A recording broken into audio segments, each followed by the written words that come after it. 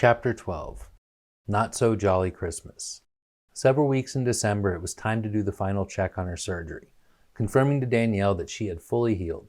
Danielle asked her ND to do the preliminary check and make sure that the final little hole had healed up. We were all about to be shocked.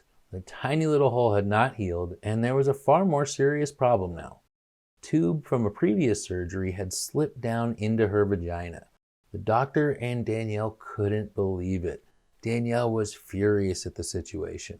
Despite having a good attitude about her progress at this point, it was devastating to Danielle's spirit to have another serious situation. We talked with the ND about our options. Danielle's anger and frustration caused us to look to another doctor to help fix the problem. The discussion had led us to the conclusion that we didn't want to see the surgeon who caused the initial problem. We scheduled an appointment for the following Thursday to meet with an oncologist in Flagstaff. It wasn't going to be a very long adventure as Flagstaff was only 40 minutes from Sedona. I made sure to bundle up Danielle in many layers of clothing since we were heading to practically freezing weather. I was fully expecting snow on the ground. The drive would be uneventful as I took a slow and easy drive through Oak Creek Canyon to Flagstaff. We also started to see the signs of recent snowfall that hit the area several days prior. The top of the canyon was a beautiful sight to behold, and we both marveled for a moment at the beauty. It felt so good to share such a beautiful moment with my wife.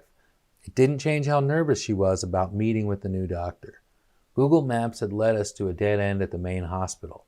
I had looked up the wrong office, and the staff informed us that we were not in the right location. I felt bad because we were already running a couple of minutes late. I quickly looked up the right location and made the trip around the block to the doctor's private offices. I walked Danielle to the door of the office and then proceeded to park the car around the corner. I made it just before Danielle was called back. Thankfully, we didn't have to wait very long. It wasn't a very long interaction with the doctor. To our great disappointment, we were not going to be able to have the doctor perform the surgery, and we should have had the doctor who installed the port also remove it. We had the doctor schedule the appointment with the other doctor's office right there on the spot. We were going to have to wait another week to have this problem removed. They scheduled Danielle's surgery the day before Christmas Eve. It was a Tuesday, and the one day a week I always had off. My work schedule was looking like the 12 worst days of Christmas. On the first day of Christmas, I would work. On the 5th day of Christmas, I would take my wife to her surgery, and I was not looking forward to another extended work week. The added problems of surgery were making things far harder on me than the month prior. Danielle was furious almost 24/7 leading up to the day of the surgery. The dissatisfaction she had with the medical industry was all that she could discuss. It wasn't healthy, and I wasn't making the situation any easier. Now I couldn't hide my anger towards the medical establishment. Danielle was constantly triggering my resentment for the for-profit medical industry. It didn't matter what Danielle complained about because I could always find a fault in how the medical field treats illness and disease. My concerns were less about Danielle's situation and more about the general situation people are forced to endure. I couldn't believe how much Danielle was forced to conform to the mainstream model, despite her constant protests. Danielle was worried about being put under again with anesthetics. Her digestive issues were always of concern, which is also why her diet was strict. Anesthesia was not part of her diet and a guarantee that constipation issues would be present for a couple of weeks. It was almost impossible to calm this fear with Danielle.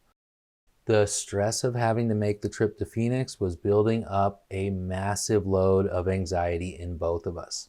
Our mutual anger and frustrations were building off each other. We were frustrated that the doctor installed the port without permission in the first place, despite us giving him the authority to do anything necessary to remove her cancer. Danielle hated the port and even more what it stood for. She would regularly joke about the idea of using a chemo bath on her sensitive body. We both agreed adamantly about how destructive a chemo bath on her insides would have likely been. So it was not easy to see the doctor who had also warned us that the treatment in question a month after recommending she start the treatment immediately. Danielle and I were both angry. I always tried to limit the anger we expressed to each other, to diffuse the emotions that were charging our conversations. However, I couldn't stop Danielle from worrying about her ever-present problems. especially not while she was laying awake at night with those concerns running on repeat. I didn't understand what was occurring until it was too late to fix. I was becoming more aware of how ill-prepared I was for the challenges we faced. I was able to be supportive for the week leading up to surgery, despite having another excessive work schedule through Christmas season. I was expecting to work 12 out of the next 13 days, and my only day off being our trip to Phoenix to fix the dislodged tube. I, against the needs of the restaurant, had reserved the entire day off to help my wife with the endeavor. Christmas Eve the following day would be my longest day with 2 morning deliveries and a busy night of reservations. Thankfully, Christmas was just an overbooked evening shift that started in the afternoon. Then the unthinkable happened. The surgeon had to cancel and reschedule the surgery the day before we were to go in. His receptionist explained that he could only do Christmas Eve, which was impossible for me.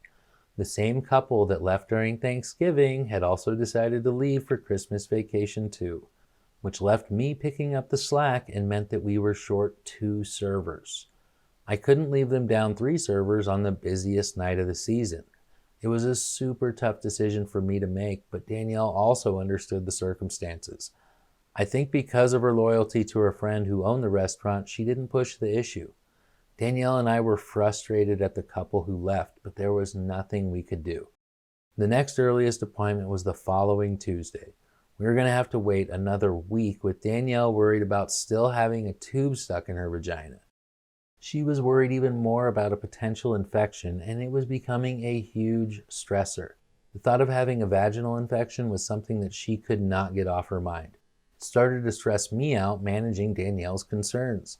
The following week at work was the most stressful of my entire life. I was working 2 to 3 shifts every single day, with only short breaks to run home and handling a piling list of chores. It was by far the most impressive display of my natural endurance. Somehow I was still able to make sure to complete everything Danielle needed of me. Accomplishing tasks were easy, but meeting her emotional needs was a far greater challenge. I was becoming emotionally erratic and unable to communicate properly, especially if the topic under discussion was emotionally charged. Topics like her family started to become almost off-limit topics. I couldn't talk about them without getting upset, and Danielle noticed this fact. I was even useless at this time to address the concerns she was having about the doctor. My frustrations and anger were too strong for me to control. In moments of weakness or exhaustion, I was making grave mistakes. My responses were not loving and kind, but filled with irritation. Perfect storm to create the worst Christmas ever. As much as we tried to make it a beautiful morning, my behavior was still a serious issue. The more frequent slips had become almost commonplace as my mental exhaustion took over. I tried to cope and tried everything in my power to maintain a good balance within myself, but I wasn't succeeding. I was failing miserably. Danielle held me accountable for every action, whether I was aware of it or not. Christmas morning was very tense. Danielle was constantly expecting me to fail despite my efforts to fix my problems. On top of that, I couldn't excuse myself to smoke some tobacco. No morning delivery meant I couldn't sneak a puff, so my anxiety levels were high. Danielle's problems just antagonized my anxieties to be worse. I tried my best to be the best person I could that day and didn't do a bad job. But that still didn't undo my past mistakes. She was holding every mistake I made over my head. My failures were pushing us apart. I hate to say it, but the Christmas season didn't include much in the way of communications from people in Danielle's life. There were those few students that always sent cute and uplifting texts, but the Christmas spirit seemed to skip over Danielle. The community didn't reach out at all, and the anger that Danielle had towards that was huge. After I left for work, she didn't hear from anyone, and I don't believe any of her family even called her on Christmas. Danielle was devastated when I arrived home that night. Danielle felt abandoned, and my behavior was now adding to it. Usually I was the one that was easing her abandonment issues, but I was emotionally abandoning her too. I was becoming more distant in an attempt to get myself under control. I figured that if I just did all the tasks that Danielle would be happy with me. I could perform anything physically, such as cooking, shopping, showers, and a foot rub. No chore was too much for me. Danielle's pain eclipsed my pain, pushing me past any previous limits. I was happy to be of service to my wife, but in my blind pride, I was making a huge mistake, a mistake that had been building for months. I made it through the weekend and that following Monday at work. It was stressful, but I was also relieved that I could finally have a 2-day break from work. I ended up working 13 days straight without a single day or shift off, picking up 2 shifts the week prior because of the rescheduled surgery. I was exhausted and expecting a little break from the mayhem. I was not going to be so lucky. Danielle and I had to wake up at 2 a.m. to leave by 3:15 for our trip to Phoenix. We were scheduled for a 4:30 check-in followed by a 5 a.m. surgery. When I woke up from 2 hours of sleep, I was not in a good mental space and still to this day don't remember exactly what happened. I remember the consequences clearly, but honestly, I can't recall the exact behavior that triggered them.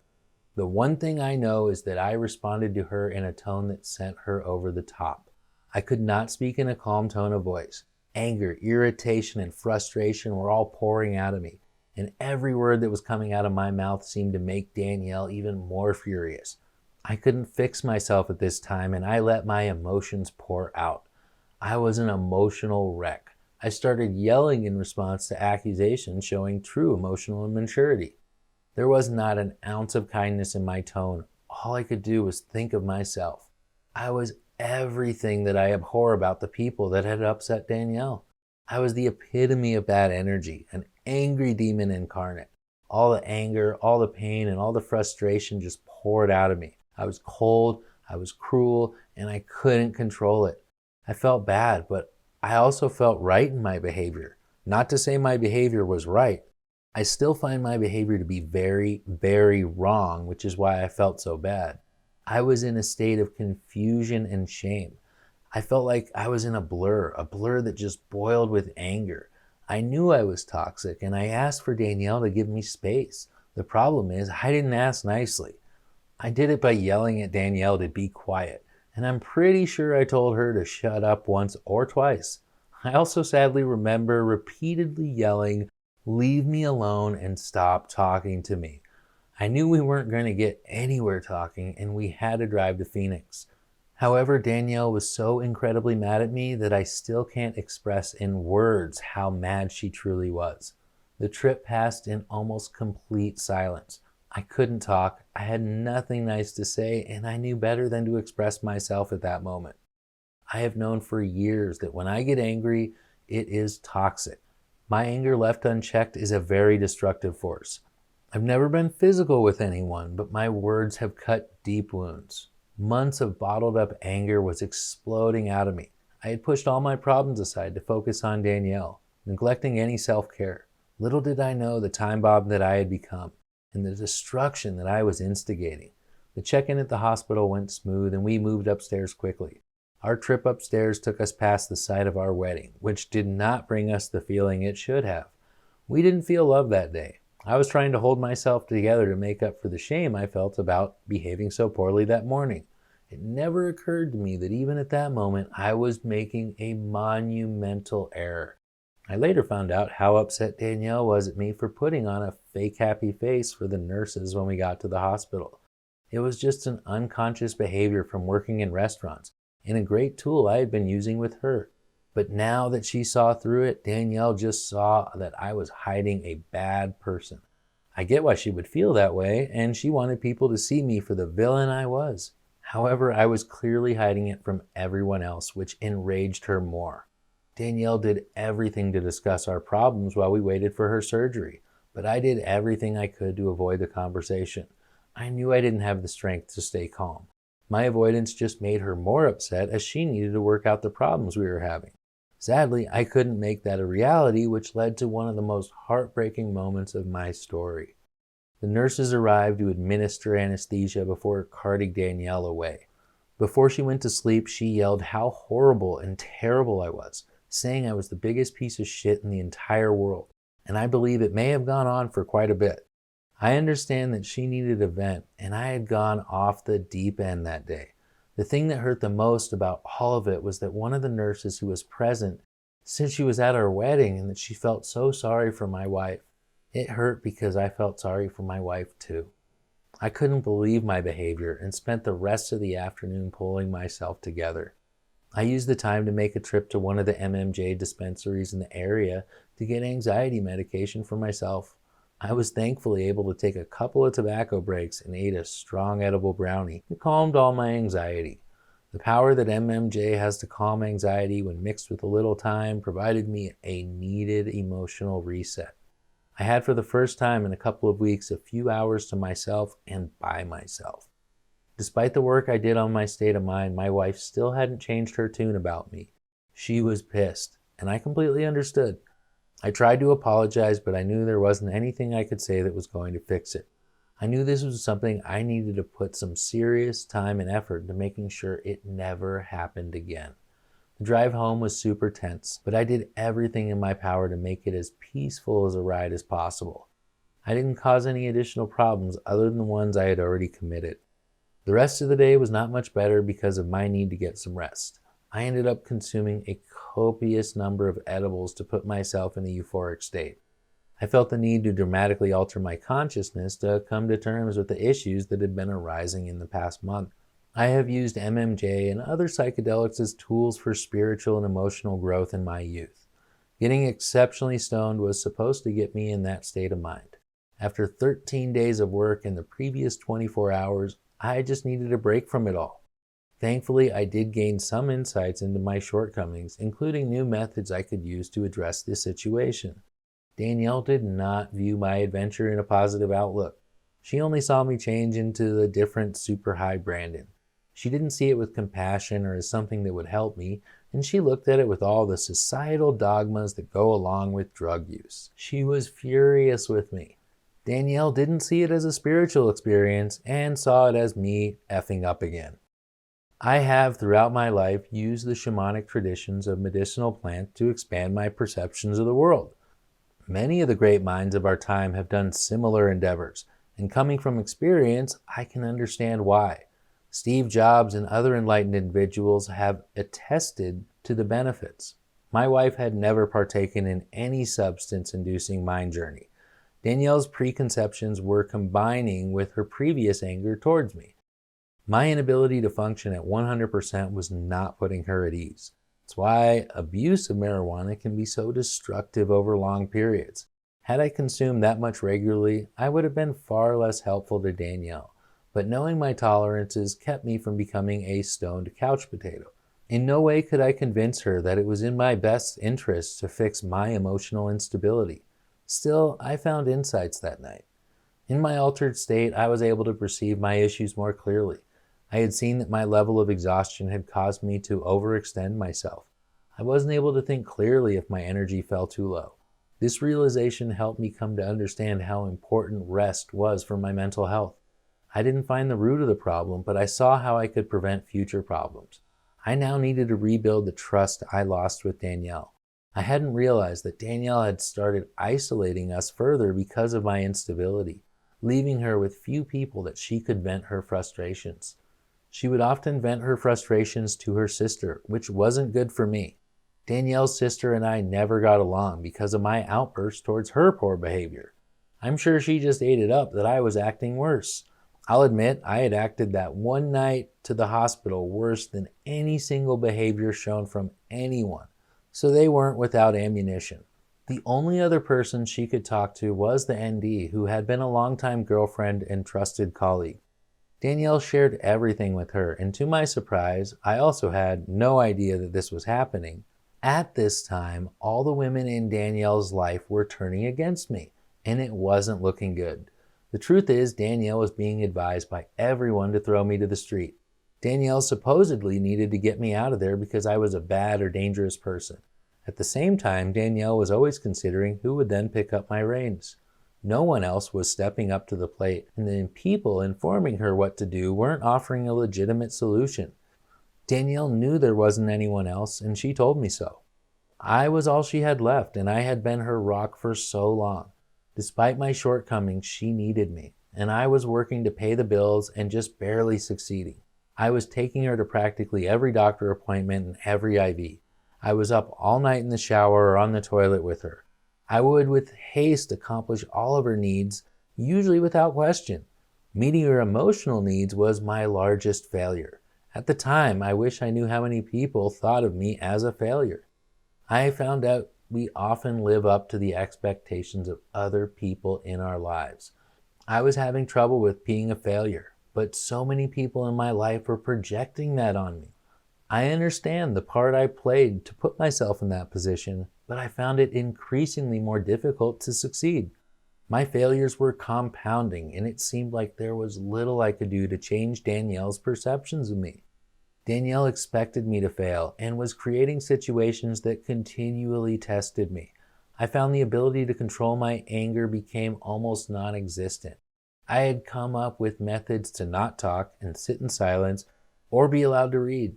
I had to find ways to occupy my mind with things that wouldn't cause emotional stress or pain. God knows I was sad and I was in pain, that my wife was sick, but I couldn't show her those emotions. Fear that I would lose control always went through my mind. Danielle needed me to get myself under control. I realized that Danielle was not going to tolerate my behavior for much longer. The threat of kicking me out had already been mentioned. If I wanted to stay with my wife, keeping my promise to sleep by her side, I needed to stop being an obstacle. Danielle had enough obstacles to face.